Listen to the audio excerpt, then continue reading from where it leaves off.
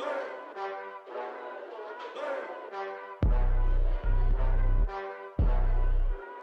we outside. Yeah, we outside. Yeah, we out. Looking at the view from the top. Get into the bed, don't stop. Get into the bed, don't stop. Better catch up, cause we out. Look, I ain't skating through unless they talking 8 figures. Said I dream too big, about to do it way bigger. I'm the boss when I walk through, straighten up a sit-up. I ain't never had to tell them, but they know that I'm that. Finish that. So many wins, I had to go ahead and bring it back. I like you, my sons, go ahead and get the Similac. Yes, word when I'm pulling in. I ain't asking for the spot, I tell them better give me that. Taking no losses, can't start now. You know it's about to go up when I touch down. And if they didn't know before, they gonna know now. That I leave a murder scene when I come round. In other words, you know that we about to kill it. I ain't for the talking, I said it, you know I did it. Putting on the show, the world is about to feel it. I know they getting scared when I tell them that. We outside. Yeah, we outside.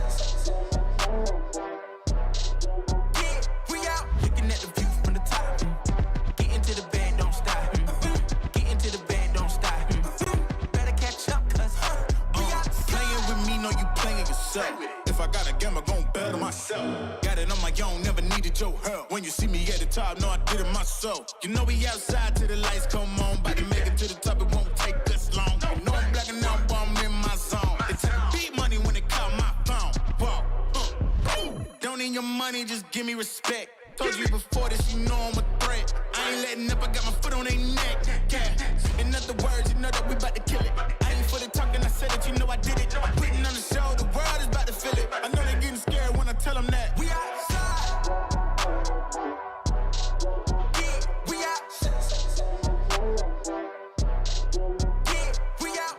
On a mission, I'ma get it, you know I be on a way. Yeah.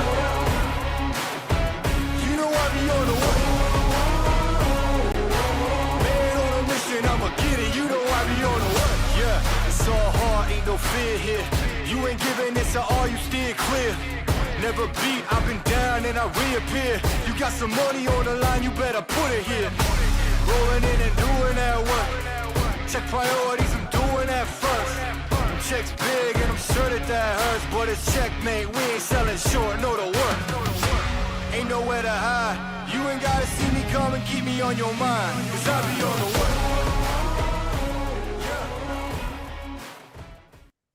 What's going on, everybody? This is Dane from MYYU. We'd like to welcome you to the first live farm report of the year. Los, how you doing today, bud? Good, I'm good. How are you, Dane? I'm great. I'm excited. What's going on, chat? Thanks, everybody, for showing up. What's going on, everybody in the chat? So first off, we wanted to jump into Spencer Jones. Everybody's talking about trading him on the market. What are your thoughts on that, Los? I mean, we've spoken about Spencer Jones plenty of times. I mean, I like Spencer Jones. I like what he brings to the table, especially after what you told me. You know, he's working back with his old coach, with the teacher man. Yeah. Or he's working with his old coach back at Vandy, and you know, he has a really high ceiling, and you know, I'm looking forward to seeing what he brings back to, what he brings to the table at Somerset this season. Yeah, if you go back and look at his numbers last year, other than the strikeouts being high, there really wasn't much to complain about. And that strikeout rate got below 28% in AA. You know, he doesn't walk as much as you would like to see, but when Linden tested him, he was in the top 0.22% of all athletes for speed and athleticism. The only guys that ranked faster than him were Corbin Carroll and Ellie De La Cruz. And this is a guy that's 6'6", 240. He's just got a special kind of athleticism to him. And I mean, really. Go ahead. And I just don't know if you trade that for somebody who isn't a guaranteed thing. I mean, going into last season, we've had many back and forths about Spencer. You know, it's basically been a Spencer versus Jason thing between us. But that doesn't mean that that I have anything against Jones. I just always thought that Jason was a higher rated prospect, in my opinion. You know, Spencer did his thing at Hudson Valley. I think he hit 268. His strikeout percent was at 29%. And I told you that was an issue for me, especially since at Right. one point it got as high at 34%. But he got a little bit better at Somerset, and he did close out the season, like you said, getting that strikeout rate under 30% there, which is something that you want to see. So hopefully he continues that going forward. My biggest problem with Jones during the year was the swing decisions. And you had to watch the games to really see it, but he was swinging at some bad pitches. He wasn't controlling the zone well. I mean, the bat to ball skills were not what you would expect somebody coming out of a 3-year program like Vanderbilt. Yeah, it's Or I definitely thought he not. would It's go ahead. definitely not what we were expecting. No, I was expecting somewhere in between 20 and 25 home runs. And I thought he was going to be a 300 hitter after he hit 340 in his debut season. So I was He kind of crushed surprised. that at the end. But I think that he's getting back to closer to that 300 hitter. And I think you were going to have a chance to see him later this year. It's somebody's going to have to get hurt, or Jason's going to have to get delayed or something. But there's absolutely no reason that we couldn't see him this year. I mean, one of the things that we spoke out about in regards to him was his swing. I think that the Yankees had tweaked his swing to try to get more loft in his Right. swing. And I told you I don't care to see the 30, 40 home run if it's going to sacrifice everything else, especially the hit tool, and it's going to drop the batting average. I wanted to see, more line drives, hitting the ball back into the gap, more of what he did during his rookie season. You always had a great comp for him and Paul O'Neill, that's Hmm. what you wanted to see more. And Yep. I think that's really close to the player he could be. To me, he's Kyle Tucker with elite speed in center field. Yeah, I could definitely see that. I mean, I thought he was a version 2.0 of Paul O'Neill, slightly better defense, a faster player, and probably a little bit more power. But that's definitely what I wanted to see from him. My hope is for Spencer Jones to be a guy that hits nearly 300 every season, hits 25 plus home runs, can steal 20, 30 bases, and play solid defense. And that's going to be the next question, is where is he going to play? For me, he's a center fielder. I love Jason Dominguez. You know that. Jason is no question the number one prospect in the system for me. But when it comes to defensive ability, Spencer Jones is special in center field. I mean, there's just not a lot of guys like him. He's Bellinger-esque in center field. He's that good. Yeah, he's very graceful, and it's not something that you expect from somebody that, at his size. I don't think there are too many center fielders besides that I could think of besides Bellinger with that size. But he moves very well from side to side. He tracks well. He's got a very solid arm. It's everything you want in a center fielder. And he does pretty well with the reads and roots, which is Mhm. surprising for someone who was a pitcher in high school that he's picked up that so quickly. I don't know. I'm Um, just looking forward to seeing him this year. Absolutely, 100%. And another thing for me is, and I know some people have spoken about this as well, but for me, he almost serves also as almost like an insurance policy, right? If the Yeah. Yankees for some reason are not able to sign Juan Soto for whatever reasons, you at least have that option. Whereas if you unload the farm system, after Spencer Jones, pretty much it's going to delay a lot of guys, or it's going to delay you being able to pump out a lot of your guys because you're going to have to Yeah. pivot. Big pivot if they don't Hmm. re-sign Soto. I think they're going to re-sign Soto. I To hope so. me, the biggest question is Stanton and what he's going to do this year. If he's bad again, there's just no way they can keep paying him what they are and blocking everybody. I think they'll cut him at the end of the year if he hits 210 again. I mean, you already know how I feel about the guy. I mean, I don't think him getting leaner is gonna mean much. Um, I I pretty much think that the guy that we see or have been seeing is pretty much who he is right now. Yeah. He's a 33, 34-year-old in the body of a 44-year-old, unfortunately.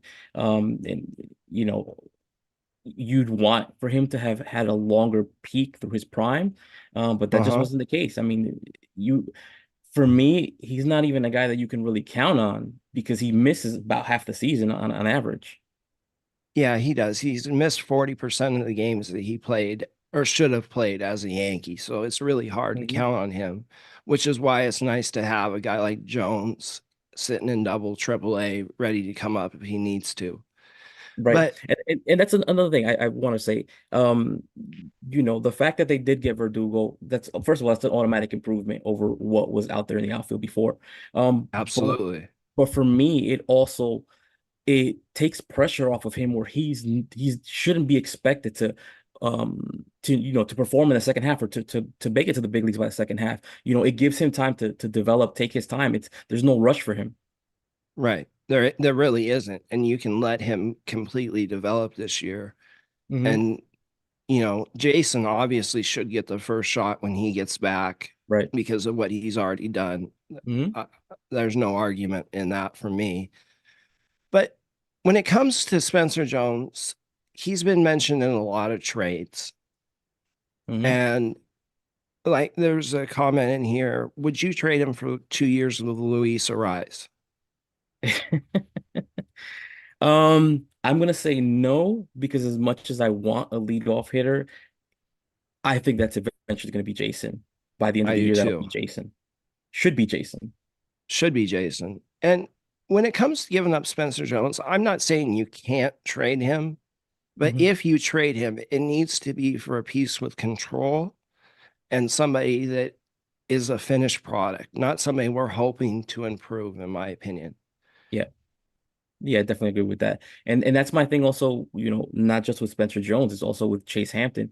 And I know a lot of people just are saying, let's move these guys, let's move these guys, let's do it now. And I understand that, Judge and Cole, their window is closing, right? They're already on the wrong side of 30. Mm-hmm.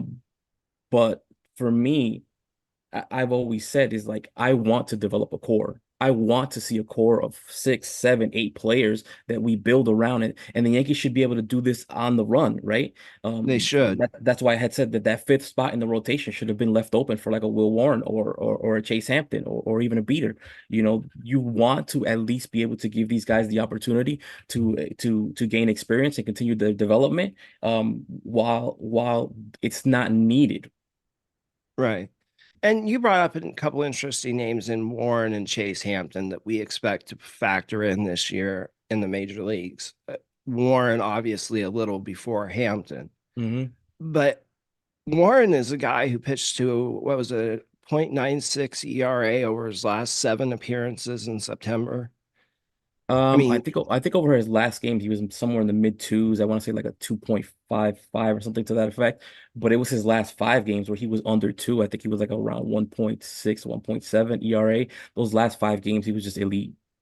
yeah, and he had pared the pitch package down and was only throwing 6 pitches instead of the 7 or 8 that he has. And he looked much better controlling the zone. The sequencing was better. And the kid has some of the most ridiculous movement on his pitches of anybody you've ever seen. And let's also keep in mind that he was, like I said, over those last 5 games, he was pitching to a sub 2 ERA. We're talking about like a 1.6. I don't remember what the exact number was, I but think it was 0.96 I know it for was over under his left. two, but the thing is that I wanted to mention is that he was pitching out of the International League, which is a very offensive oriented league. I think the league average was around 5 for an ERA, and here was Will Warren just be completely pitching like an elite pitcher at that in that league at that time. Yeah. Now, going to Chase Hampton, he's another guy that we've heard quite a bit about being in trades and everything else. Mhm. I really don't want to give up Chase after already trading Drew Thorpe. Correct. Neither do I. I mean, you know me. I've been Team Chase almost all season long, and I told you that that was my guy. I definitely do not want to see him move. I think that he has the potential to be maybe a solid, a good number two, maybe even a number Mm-hmm. one. Yeah, I agree with that. He's got a fastball that has incredible late life. His cutter is one of the best in the system, which is a new pitch for him last year. Slider, curveball, and changeup. And He's great got the command. whole, yeah, and he's got great command. If he can get that sitting velocity up to 96, 97, he's going to be a problem. I don't know. I think that within the first year, Chase Hampton can be very, very similar to the pitcher that Dylan Cease was last year. I mean, I don't know if I would go that far. I don't remember what Cease's numbers were, but like I said, I just think that I just think that Hampton has the potential to be that starting pitcher that the Yankees have coveted for so long, and even Yankee fans, that they've continuously said, "Well, where's our starting pitcher that's been developed from the system?" Right.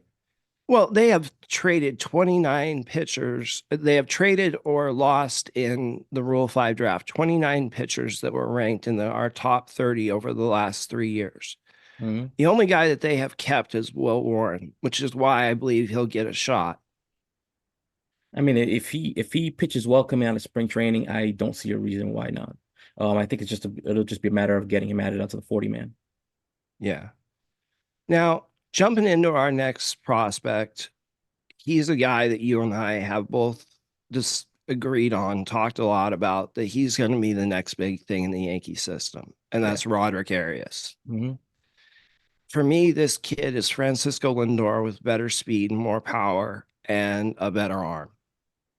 He's got incredible power from both sides of the plate. The left-hand power is pull power, and the right-hand side is opposite field. So that fits really, really well in Yankee Stadium. I can't say enough good things about the guy. Yeah, I'm a huge Roderick fan, and like I said, for me, he's probably gonna be the next guy that now that that my baby Jason has already made to the big leagues. I think Roderick is gonna be the next big thing, and he's definitely gonna be the next guy that I watch probably the closest. Eh, Going into the season, I'm hoping that he starts at Tampa. This is another discussion that we've had. Right. Um, the hope is that he's in Tampa, but since George Lombard will also be there, and then you also have Emmanuel Tejada, who probably is going to be playing third base there. How Right. does that work? How is that rotation going to work? I think that they're going to rotate those three between catcher, DH, and third base, kind of like they did in the FCL when they were both there.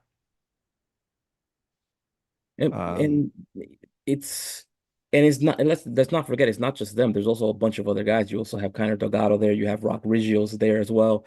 Some of these guys are going to have to go up. Because yeah, there's some guy. I don't think they're going to keep all of them behind in the FCL, especially with this new draft class, guys coming over from the DSL.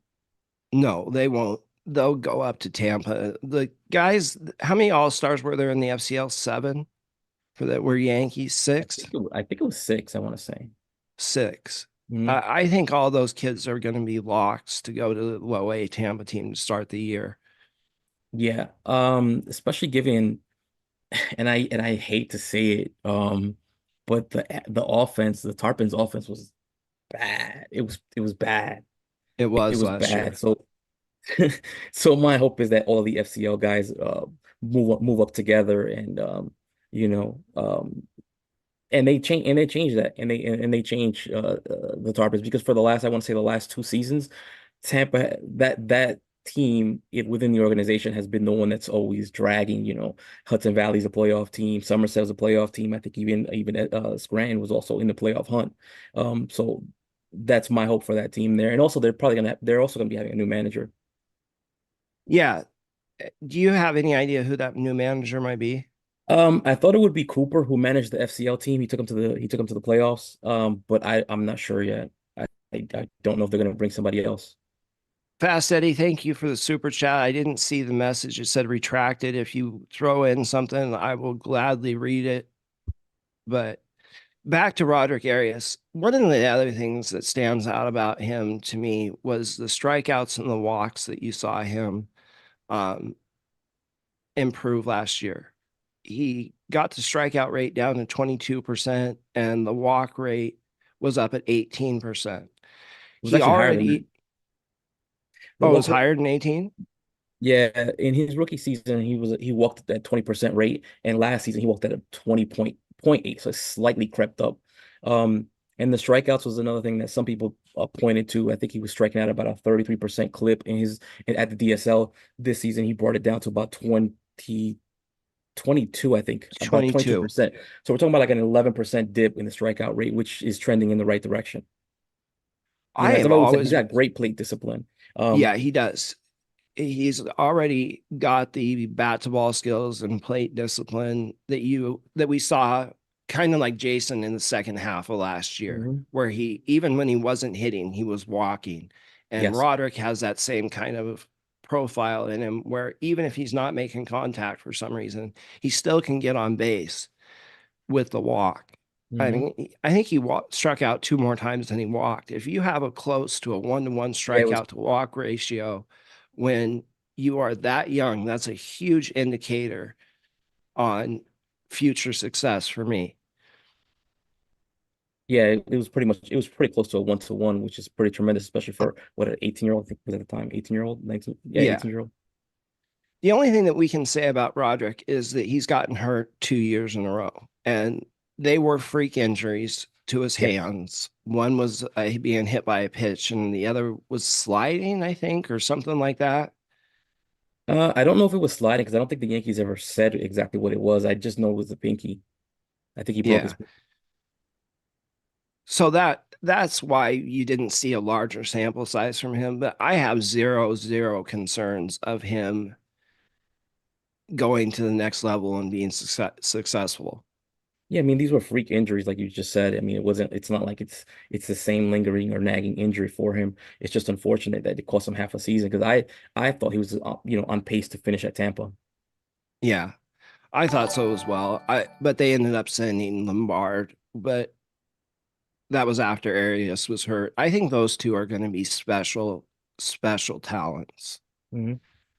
Lombard's already 6'4". He's just turned 18 right after the draft, so he's going to be one of the youngest kids in the Tampa team.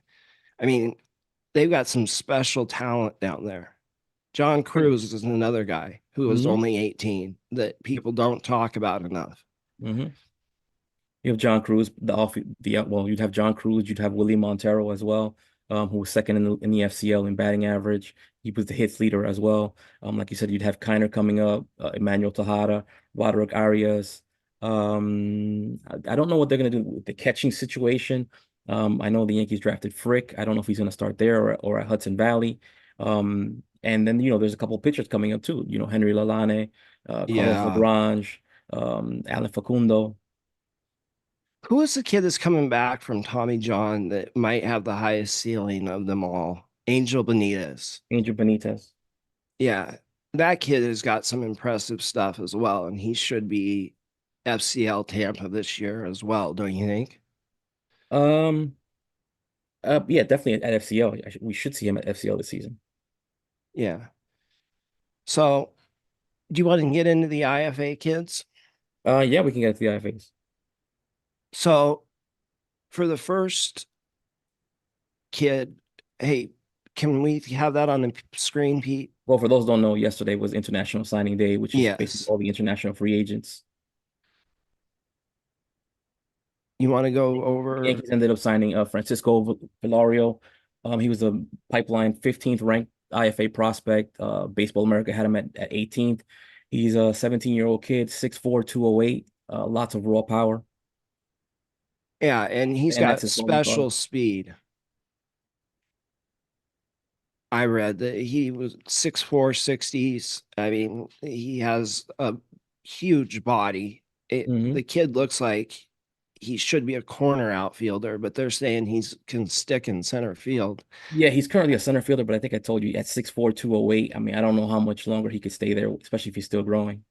Right. I think that he'll eventually end up in a corner no matter what his speed is, but he Hmm. wasn't in this class. There isn't a Jason Dominguez. There isn't a Roderick Arias. There isn't a Brando Maia. It's kind of a tweener class Hmm. because they lost so many guys throughout the year. Yeah, and one other thing that because I've seen people have asked me about this, like why didn't the Yankees spend more money? Why did they only get one of the top, or like one of the top 20s, and the Mets got this and that? The Yankees had the lowest IFA bonus pool money this year because they lost $1 million over the Rodon signing. Right. So they weren't able to make all the moves that they wanted to make.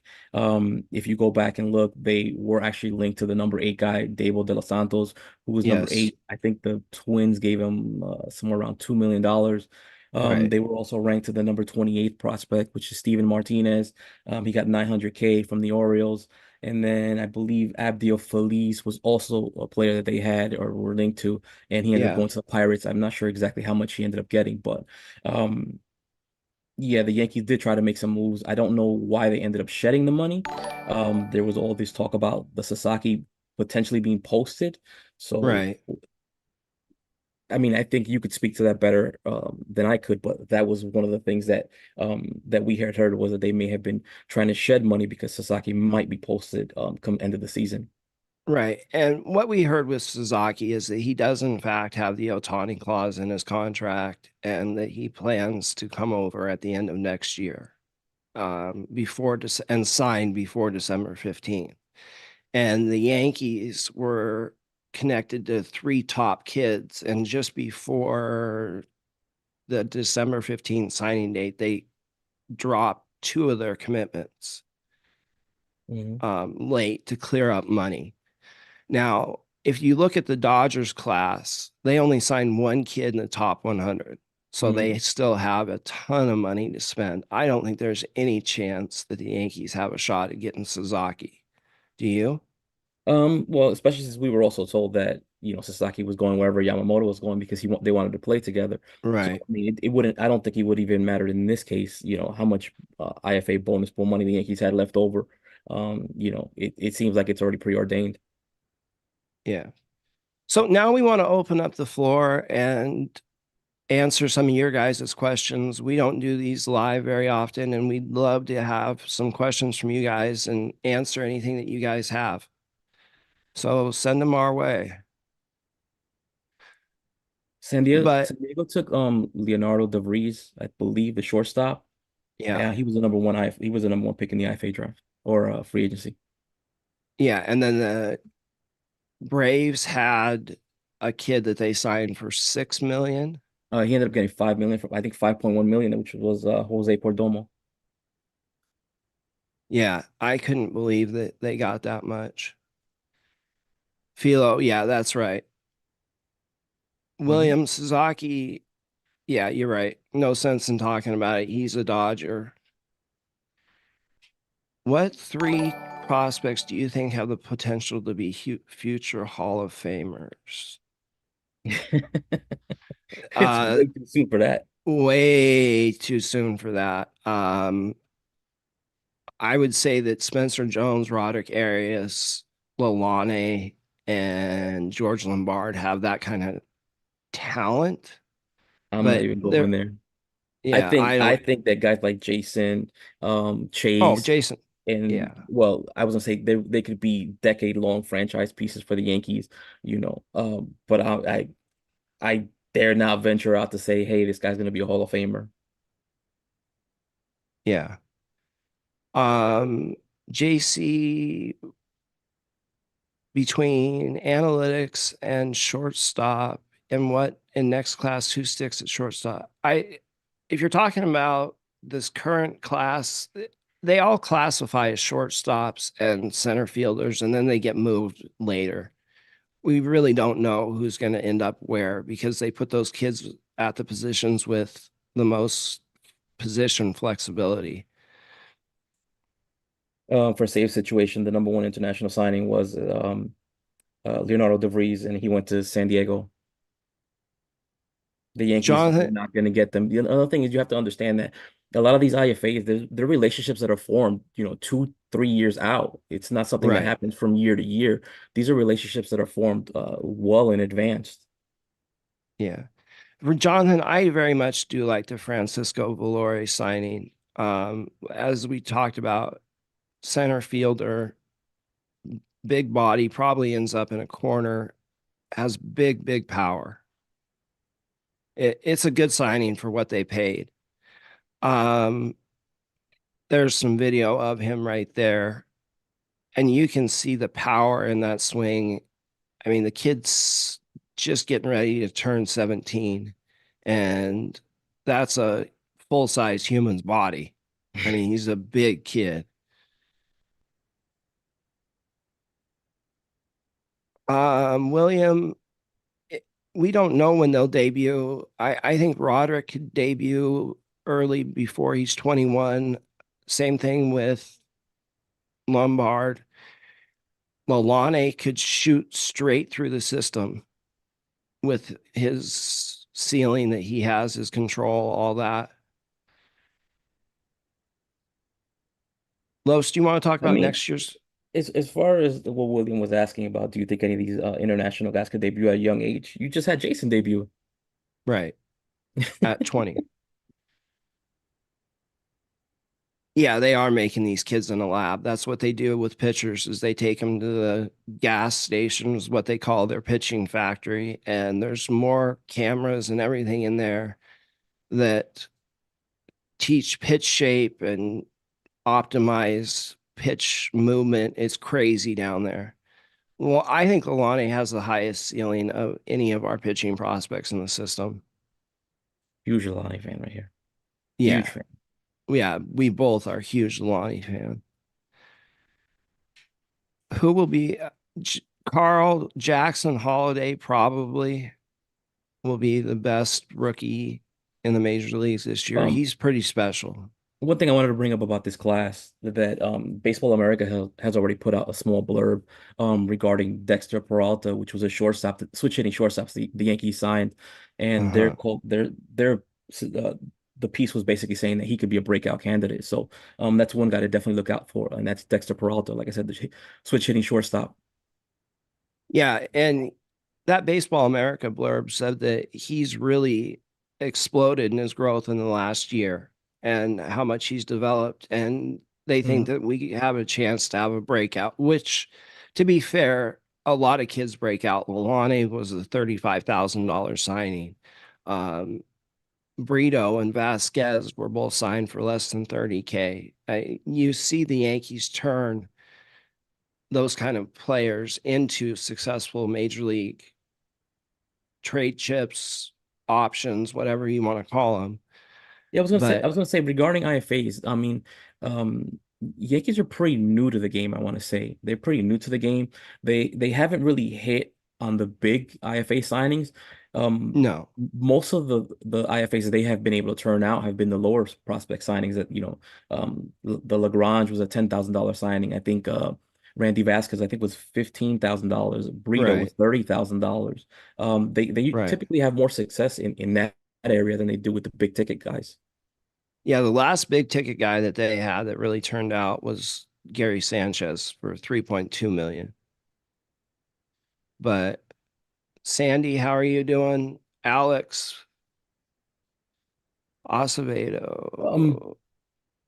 I'm looking at Scott Wright's question regarding will any of these high-end prospects get the Volpe treatment, basically elevated and not buried in multiple years. I mean, I think a lot of thing that Yankee fans have is like PTSD from prospects, right? From prospects not churning out, and you can't look at it from the fact of, well, the Yankees haven't produced anything in 20 years and 15 years. It's cyclical, right? You have to look at it from like every Yeah, 4 years, and that's one thing that we've been trying to hit on is that the last 4 years, there's been a lot of changes within the system. The Yankees have brought in a lot of new coaches. They've brought in guys from Driveline. They've drafted differently. They're going after different guys and they're developing a lot better. And that's one of the reasons why you see a lot of other teams want Yankee pitching prospects, especially pitching prospects. I mean, look at the Rule 5 draft, which was basically guys that the Yankees didn't have room for. The first two right, picks in that draft were Yankees. The first, what, they had three picks. Three Yankee pitchers went in the first round of that draft. right. And It, it as you said earlier, the Yankees have actually traded, I think, around 33 of their top 30 prospects over the last like 3 years, I want to say. and the majority of those were pitching. So the idea that we can't develop pitching is Yeah, there's a inaccurate. other teams want these players. Exactly. Kenneth, as far as Arias and Volpe, Volpe has to show that he can hit more than 220 this year. You need him to actually come up and produce. He cannot have another year like next year, or I think that they're going to have to start looking at a different shortstop. I'm Bioti, 100% agree with you. A lot of these, well, not a lot of them, but some of these agreements with these IFAs are done at 12, 13 years old. And then by the time they turn 16, if they're within the IFA draft signing period or the IFA signing period, yeah, they get signed within that period, or they get pushed to the next class. And I think that happened, I want to say, to Steven Romans. who I spoke to Uh-huh. because I didn't see him. I didn't see that he was signed. And when I reached out to him, I said, "What happened? Why didn't you get signed?" And he told me they pushed him to the next class. I don't know what that is. I don't know if that's because they maybe ran out of money or they have another reason behind it. I didn't really ask. I didn't want to push because I'm sure it's disappointing for him. Yeah, that is. But we saw that with the Yankees trading for the Pirates money right on December 14th and signing that catcher. They Yeah, they brought signed him Justin from this, Capellan. right. They took him from this 2024 class and brought him into the 2023 class to lock him up. They have so many good catchers coming in that system. It's really silly how deep they are. Um, to Pete, he said, I believe over the last 10 years, the Yankees are the top five in draft picks reaching the majors. I think I saw a report, I don't know by who it was, but I think it was over the last 10 years. The Yankees were third overall in the draft picks reaching the majors. Yeah. Acevedo, Alexander Vargas has just not shown it in the last 2 years enough. Yeah, he's not even a real prospect anymore, in my opinion. There's too many good players that have passed him. Jared Cerna uh, has shot by him. I don't know.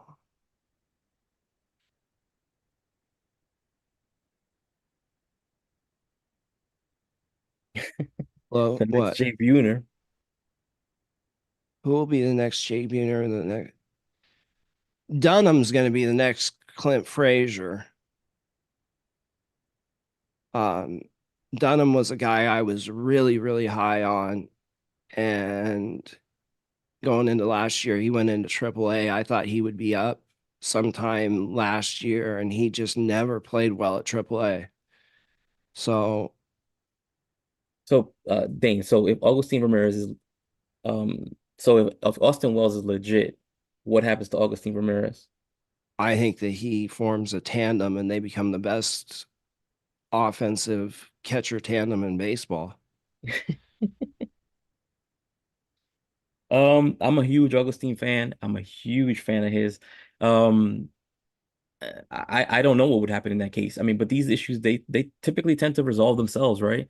A player Yeah. elevates, a player falls, a player moves away. But my hope is that, and I think I've said this for a long time. I think Austin Wells will be a fan favorite, and I think he'll be a run producer for this team. Yeah, I'm a big Augustine fan, as you know. Um, Oh, for and then Kenneth, let me just address Kenneth real quick. Regarding Dunham getting sent down to Double A, if I had to say, he probably was the most disappointing prospect for me because I thought he would make the team out of spring training, and he didn't. And when he went to AAA, he struggled bad there, and he got sent back down. I think after like a month and a half, and he started to pick it up. He played well there, but the Yankees never promoted him after that, and that's pretty much a death sentence. yeah, he's not going to be in the system much longer, I don't think. I mean, one way or another, he's going to be gone.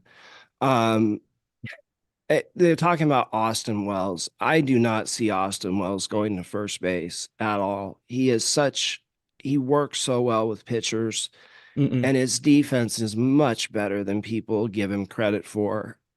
This kid absolutely can rake, and all the concerns about his arm are overblown. You can mitigate those things with, pitchers quickening up their delivery a little bit, holding the runner on.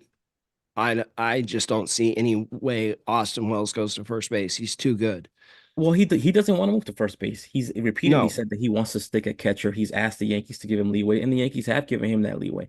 I personally don't want to see him move there. I want to see, if Ben Rice can become that guy that becomes the first baseman for this team. And I yeah, don't want to see Aaron Judge move to first base. no, no. There's this idea that going to first base is easy in your It's mid to not. late 30s. It's not. You have to learn a whole new skill set of stretching. It's not easy. And I think I think Ben Rice is going to be our next first baseman. I'm a big fan of his left hand power. Hmm. But going back to the catcher situation, we do still have 5 on the 40 man, and we also have Ben Rice right there in Double-A. So do you think that they're going to move a catcher or two before opening day? I mean, I don't know of any other team that carries that many catchers on the 40 man, and I think Cardinals Narvaez is perfect for a move to Miami. I do too. I don't know what they and actually, you know what? Now that I think about it, the Yankees do have they're +2 on the 40 man, I believe. They Um, are. so maybe there's a move to be made there.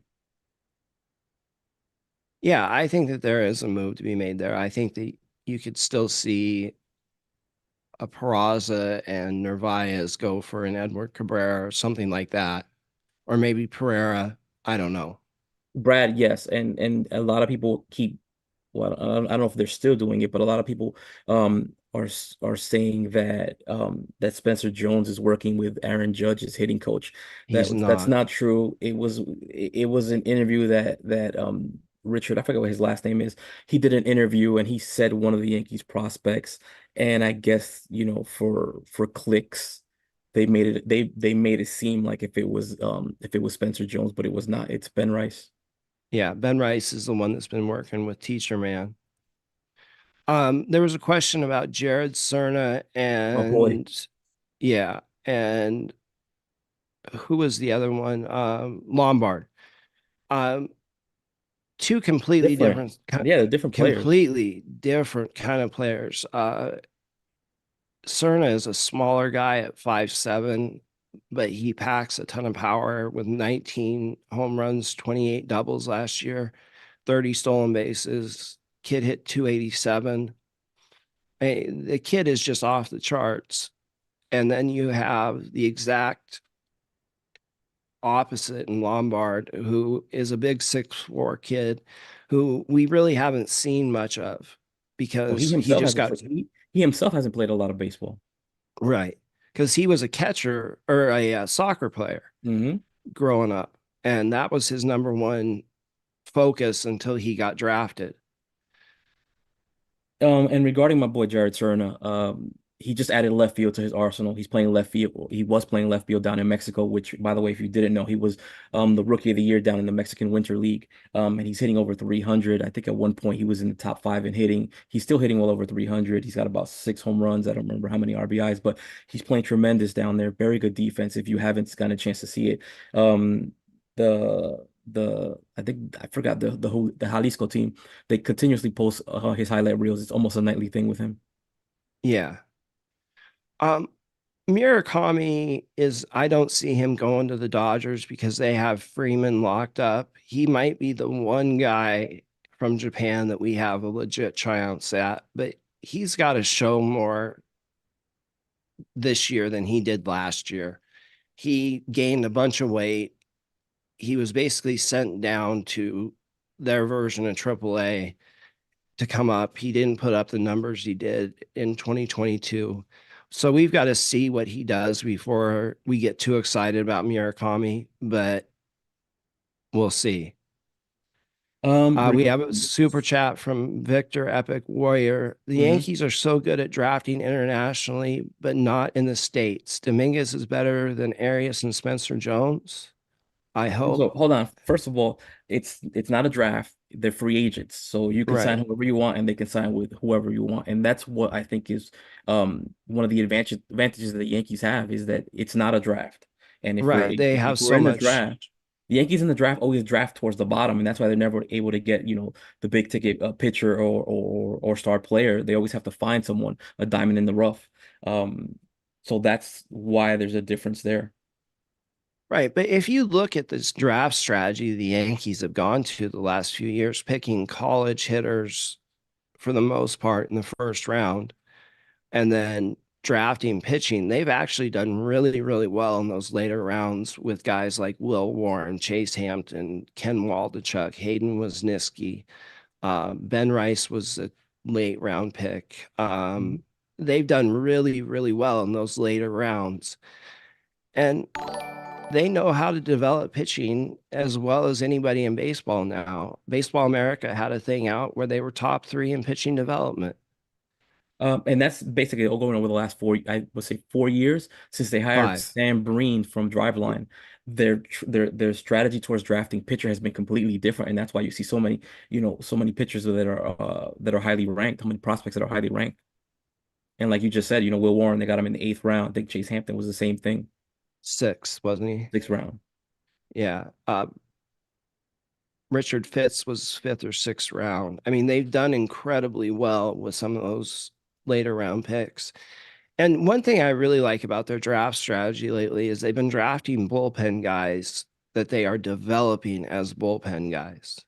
We have 2 really special arms in Danny Watson and Jack Neely, who are just finished in AA, that are both incredible relievers.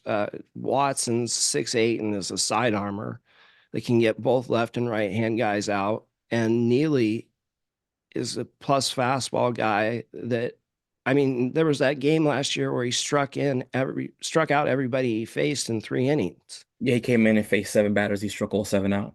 Yeah, it was just nuts. What is our Let me future skip. infield? Let me skip Oh, go to ahead. Kenneth Wilkinson. Beckway was traded to Kansas City with Chandler Champlain, Uh-huh. um, and I forgot who else, but Beckway was traded to Kansas City last year. Yeah, for Andrew Benintendi. Yes, Nick Um, Brian Taylor was the number 1 pick in yeah. 91. Yeah, it was a long time ago. This is a good question from Zach. What is our future infield, let's say 2026? What do you see? Um, I'll go Ben Rice, Ben Rice, Volpe, Roderick. I don't know who they got for third base. I think Lombard. I think he's going to be Machado-like defensively, and maybe he's got some of the best bat to ball skills in the system, and his dad's a former major league player. He's got the pedigree that says that he's going to be a really good player. I think he's going to be special at third base. I think he's going to outgrow shortstop.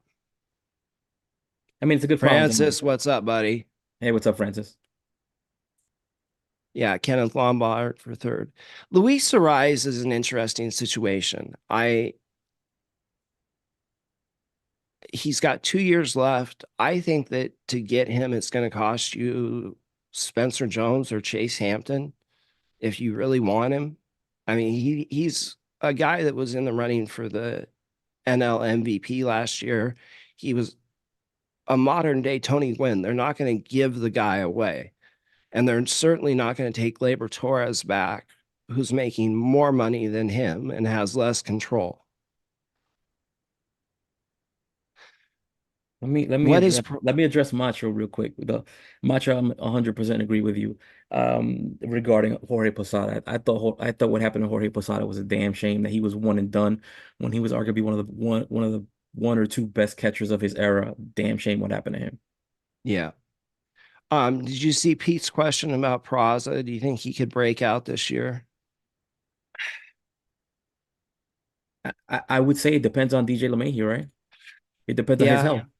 Because as his health goes, that's where Peraza's going to get most of his opportunities. Dave, no one's saying that Gleyber is better than Arias. I'm saying Arias is better than Gleyber, and it's going to cost to get him out of there. But as far as Peraza goes, to me, the kid always has a chance to break out because I love the defensive skill set and the swing so much.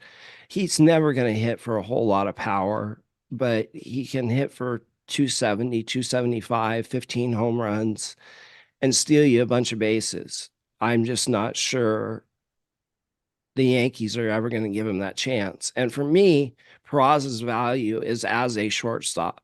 I know Volpe won the Gold Glove, but Peraza has more range, better arm, and I think that's why he gets traded, because his value is as a shortstop, not as a utility player.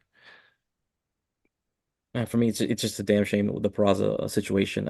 He's a guy that I thought if going into spring training. I mean, we know how the story eventually, went, but I thought he was going to be a guy that would hit to 260, 12 home runs, play solid defense, steal Yeah, maybe 30 bases. He would just be sound all around.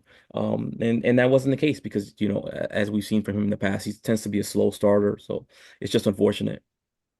it is. There was a question. Let's see, Uriel Rodriguez. What are you hearing about him? The The only thing I've heard pitcher. about him is that he wants to be a starter.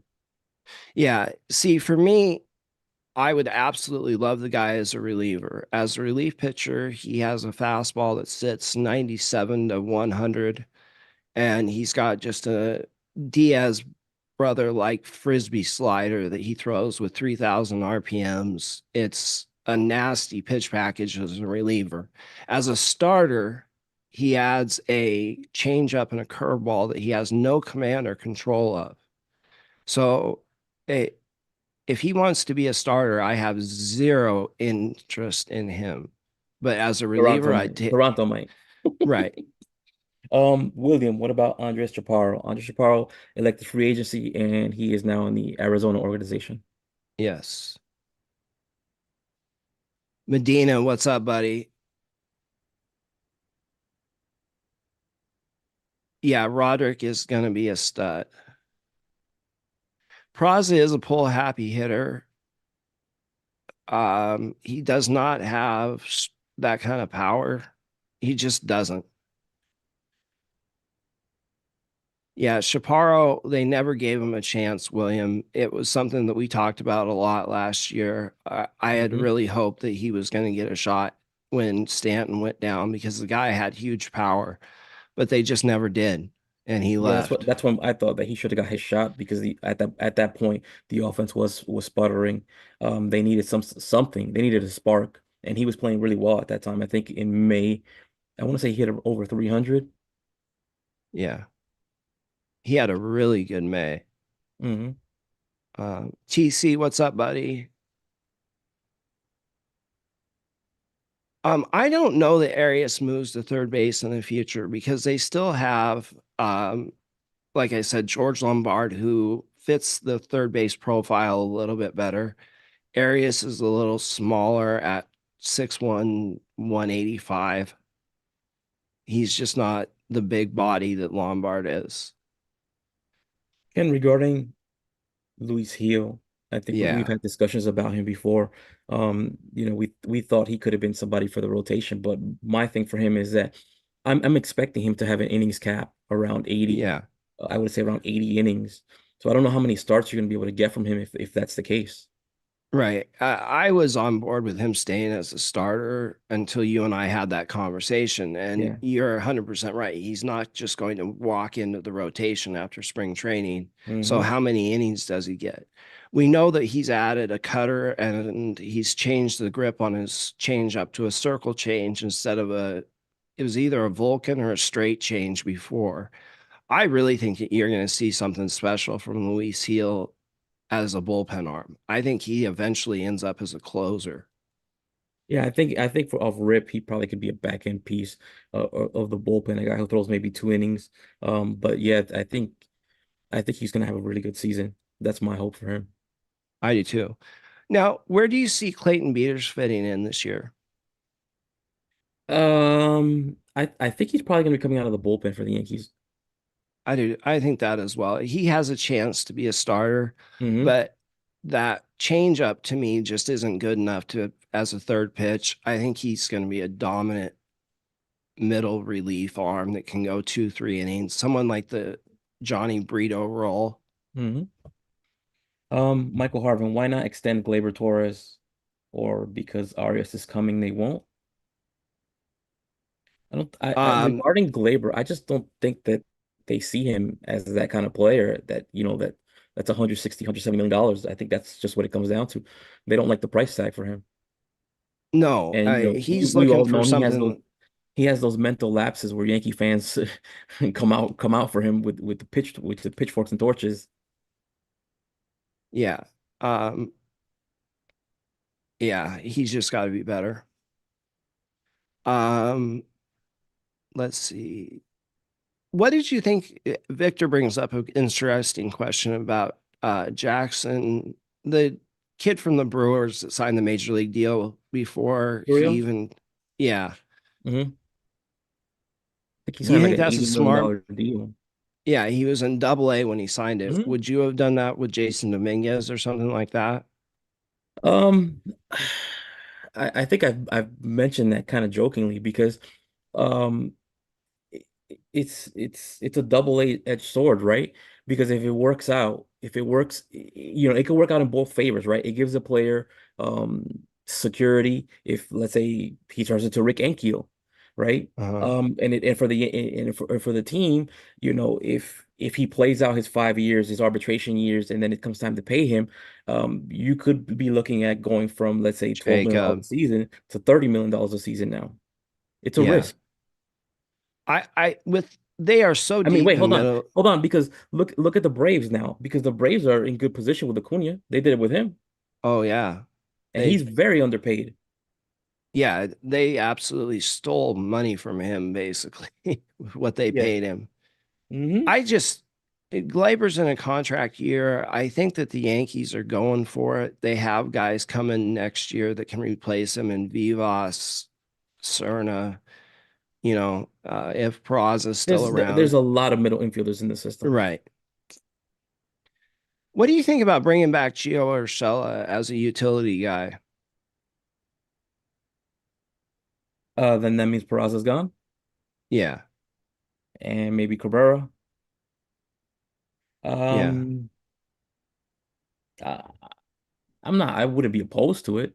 But I'm a prospect hugger.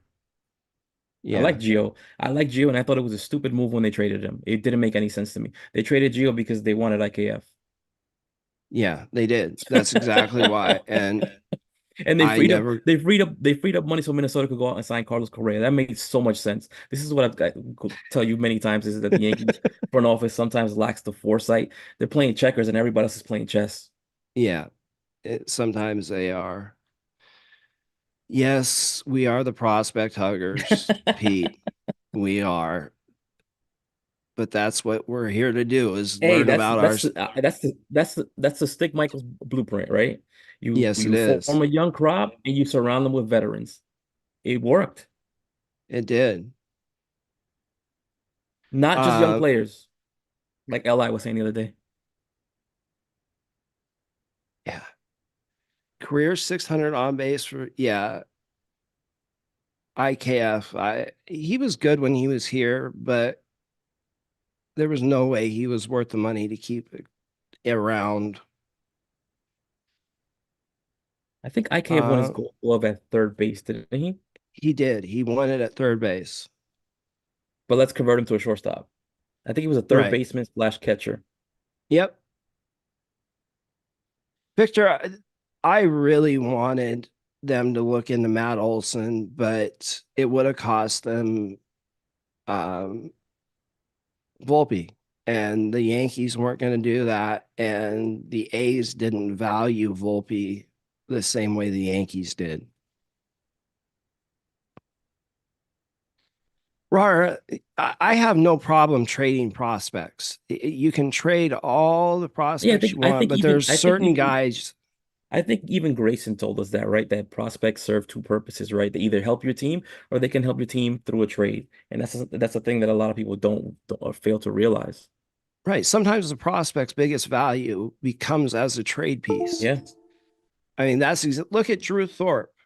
He turned into Juan Soto. Again, there were other pieces in that, but Thorpe and King were two guys the Yankees developed, and we turned them into the best left-hand hitter in baseball. So sometimes it's good to trade prospects. And for me, again, my whole thing is I want to see a core developed, right? Because for Right. me, I'm a Mattingly Yankee fan. I'm a Mattingly Yankee fan. I grew up with Jeter, Posada, Mattingly as well, Mo. Um, I mean, I remember years where the opening pitcher was like Scott Sanderson, I think. Tim Leary was the ace of the bull of the rotation. So I know that when I say that I'm a prospect hugger, it's because I want this team to get younger. I want to see, like I Yes. said, 5 or 6 or 7, 8 guys that are here for the next decade, right? The younger the Yankees get, the better it is because look, every year we see the same BS.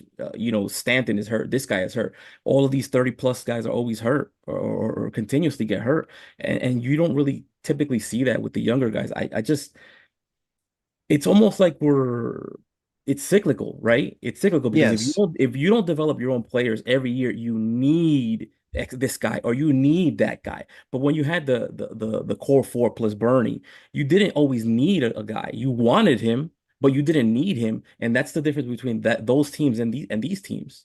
Right. When you have that core already established, you can go out and make targeted, smart acquisitions Hmm. like the Astros do. Like they went and got Jose Abreu last year on a short, cheap deal because they have that core already that they have established.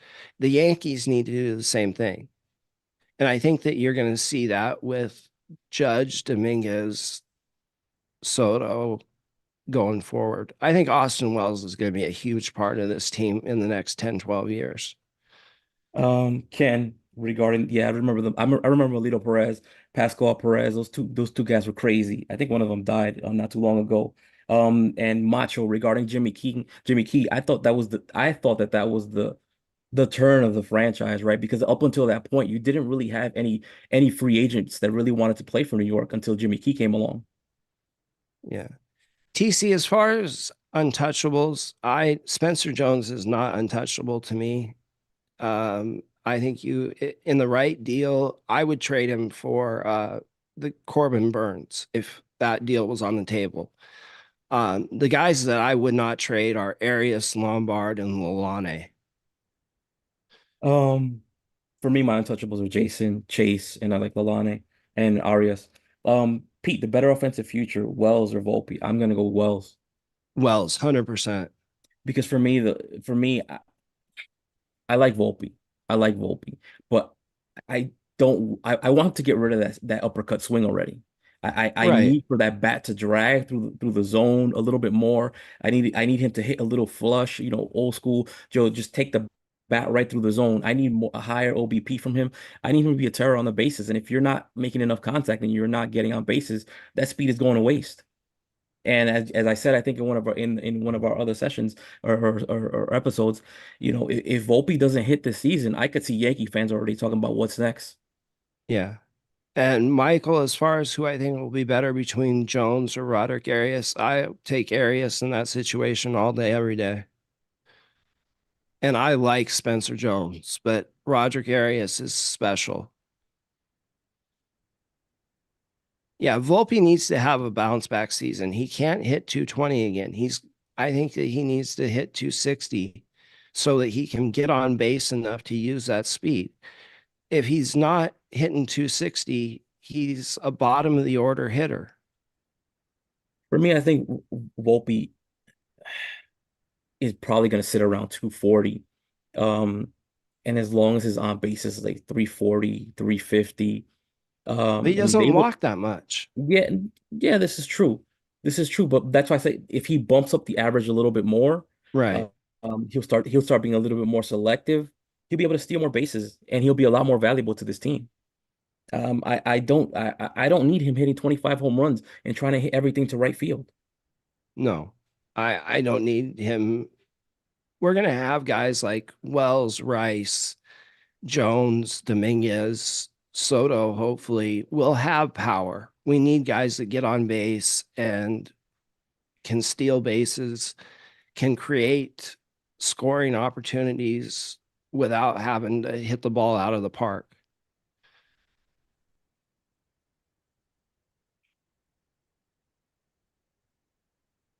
Yeah, Macho, I agree.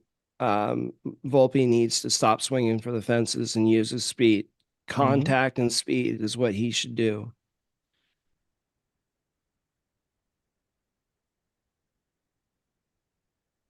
Yeah, if Volpe hits 30 home runs and 210, that's not what you want to see from your shortstop. You just can't. No. We passed up on way too many great shortstops and went over Oswald Peraza, who hit 306 in the playoffs and the 49 at bats he had in 2022. So Volpe's got to be better than that. And Victor, I definitely agree with what you're saying about Volpe there. And I know a lot of people, a lot of people pointed to the amount of home runs that he hit, but for me, I guess call me old school, batting average still matters. I don't care what you say or what year it is, what decade it is. To me, batting average still matters, and it's just got to get better. It just has to get better. Yeah, it does. There's just no way around it. You guys have any more questions for us? We're going to shut it up down here shortly. So send us your last question. Do you think Volpe can? No, I don't think Volpe can be as good as Corey Seager. I do not. Two completely different kind of players. Jacob, I'd love to see Volpe level his swing. I would, but he already changed it to add the uppercut. That's how he got so highly ranked, is because he was hit for power that no one expected him to. Yeah, that's my thing with Volpe. Like I said, I don't want to see him trying to swing for the fences or right field. I need him hitting into the gap and into the left center, right center gaps. I need him hitting doubles, letting out triples, getting on base and just being annoying to the pitcher on that mound. That's more of what I want to see from him. Leave the home runs for the Judges, the Sotos, the Dominguez and Verdugos. So one last topic, and then we're going to get out of here. How do you see Yoendrys Gomes, Clayton Beeter, Luis Heel, Will Warren, Danny Watson, the pitchers? How do you see them being used this year?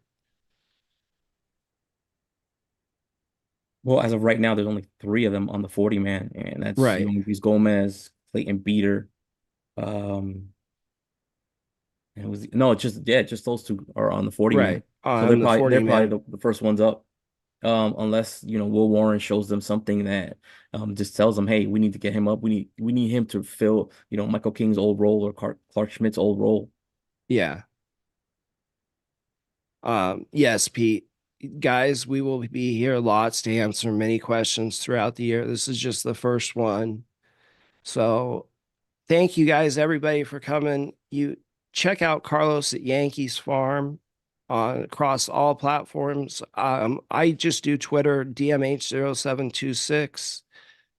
Cadzilla, Davey changed his arm angle and worked with Pedro Martinez and was just never the same again. So anyway, guys, thank you guys so much for being here. So great to interact with you guys. Love you guys. Los. All right, guys. Later. It's heavy. Famous love. Yeah, I gotta keep it trendy on my soul. I'm the most selfish person that I know. Here we go down the rabbit hole. Got a couple carrots around my neck. Self-respect. When you out of line, you put yourself in check. They don't hear me. They don't hear me though. Cycles going round and round and round like a merry-go. Stand for truth or fall for any old scenario. That's why I keep my circle smaller than a Cheerio. Cause it's the company you keep. Stay woke. Please don't get caught slick. End up sowing what you reap. Know your worth and don't sell cheap. The ghost is inside of me.